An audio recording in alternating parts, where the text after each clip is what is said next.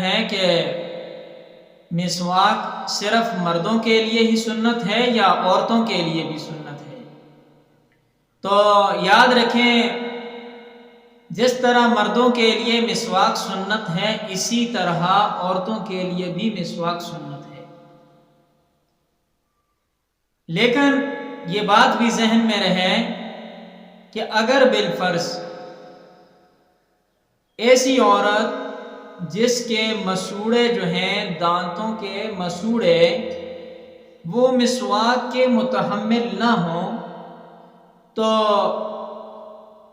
پھر مسواک کے قائم مقام وہ دنداسہ جو ہے وہ کر سکتی ہے، بشرطے کہ مسواک کی نیت سے ہو۔ جب مسواک کی نیت سے کرے گی تو مسواک کا ثواب ملے گا، لیکن اگر مسواک کی نیت سے دنداسہ نہیں کرے گی تو مسواک والا ثواب اسے نہیں ملے گا۔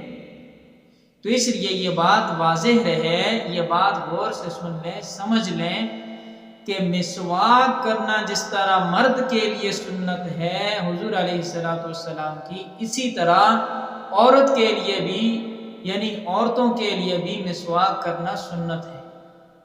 لیکن ان عورتوں کے بارے میں، دنداسے کے بارے میں فرمایا جن کے مسوڑے مسواک کے متحمل نہ ہوں، تو وہ دنداسہ مسواک کی نیت سے استعمال کر کے مسواک کا ثواب حاصل کر سکتی ہیں۔